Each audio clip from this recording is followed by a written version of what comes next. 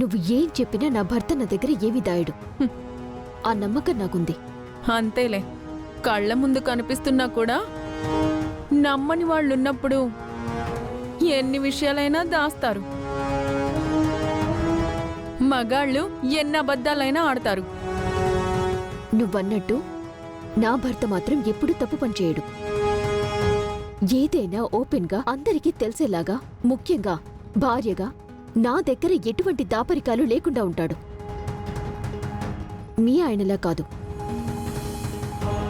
గాయత్రి, నువ్వు ఎంత కవర్ చేసుకున్నా నిజం దాచలేవు. మీ ఆయన నీకు తెలియకుండా ఏదో చేస్తున్నాడనేది వాస్తవం.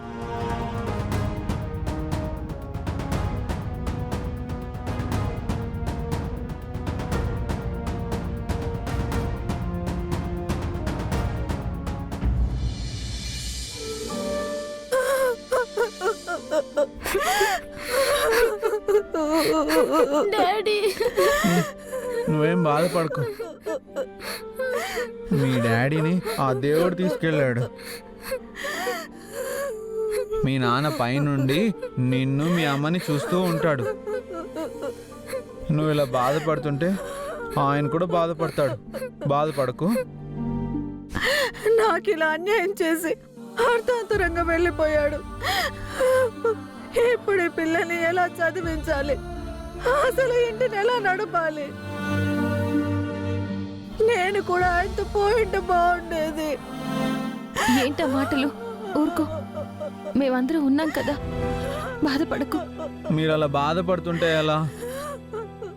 చూడండి, చిన్నపిల్ల మీరు బాధపడడం చూసి ఇంకా ఏడుస్తుంది. మీరే తనకి ధైర్యం చెప్పాలి. ఏమని ధైర్యం చెప్పను బాబు? మా వెనుక ఏముందని మేం బలంగా నిలబడ్డానికి? నా భర్తలాగా మేము చచ్చిపోవడమే దిక్కు.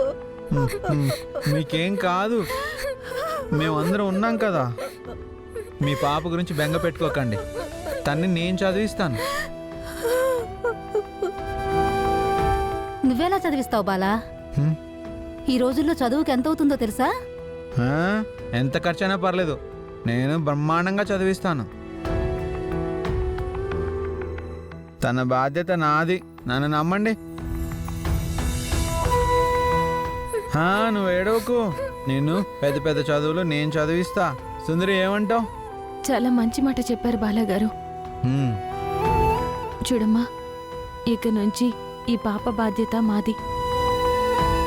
మాకే ఏం లేదని మీరు అనుకోవచ్చు, కానీ మీ పాపని చదివించే ఏర్పాట్లు మేం చేయగలం, చేస్తాం. నమస్కారం అయ్యా. ఇదిగోండి అయ్యా.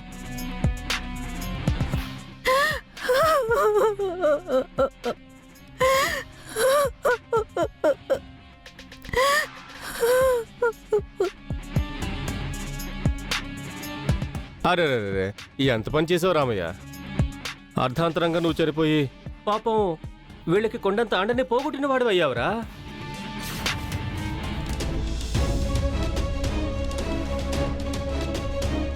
ఇప్పుడు ఇంటిని నడిపేదేలాగా, ఈ పిల్లని చదివించేదేలాగా? వీళ్ళ కష్టాలు చూస్తుంటే నా గుండె తరుక్కుపోతుంది.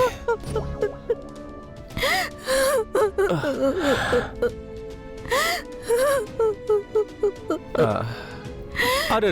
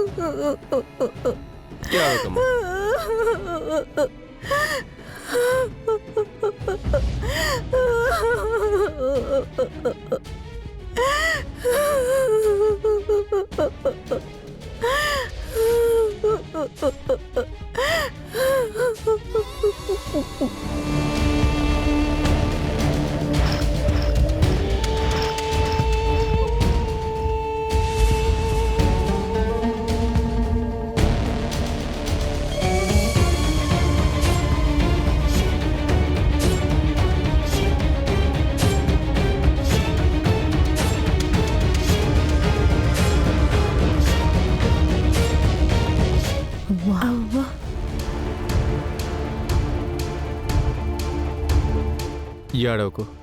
ఇప్పుడు నువ్వు ఏడ్చినంత మాత్రాన పోయిన రామయ్య తిరుగురాడుగా. సర్లే, నీకు నేనున్నాను. నిన్ను, నీ పాపని ఇద్దరిని నేను చూసుకుంటాలే.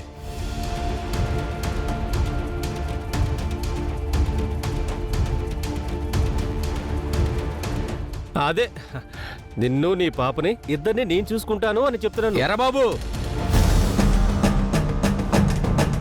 ఏంటి మాట్లాడుతున్నావు? ఇప్పుడు నేనేం తప్పు మాట్లాడానండి? రామయ్య పోయాడని ఏదో తన్ని ఓదారుస్తున్నాను.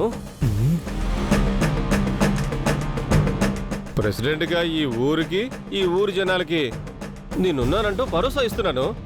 ఏ ఇది తప్ప? తప్పున్నారా?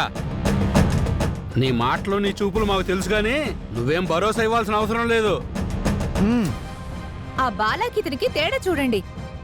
బాలం చూడండి, ఊరికి నిన్నగాక మొన్నొచ్చిన ఆ పిల్ల విషయంలో ఎలా మాట్లాడుతున్నాడో, ఆ ప్రెసిడెంట్ చూడండి ఎలా మాట్లాడుతున్నాడో.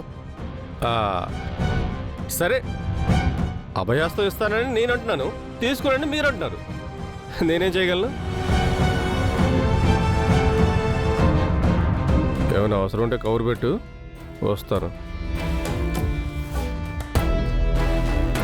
ఒరే రామయ్య, నేను దినం రోజున కలుస్తాను రా.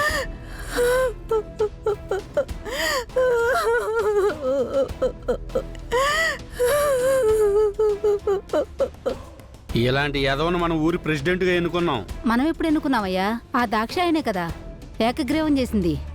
మన ఊరికి శని దాపరించినట్టు దాపరించారు. బాధపడకు. ఆ వెధవ మాటలు అస్సలు పట్టించుకోకు. మీకు మేమందరం ఉన్నాం.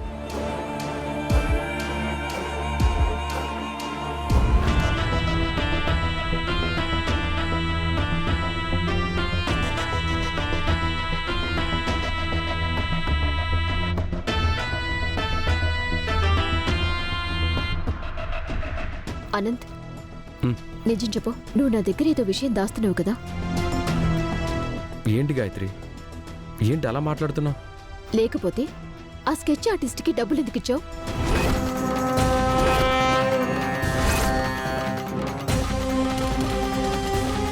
చూడనంత్, భార్యాభర్తల మధ్య ఎలాంటి దాపరికాలు ఉండకూడదు. అప్పుడే ఒకరి మీద ఒకరికి గౌరవం, నమ్మకం ఉంటుంది. మీరు నిజం చెప్పండి.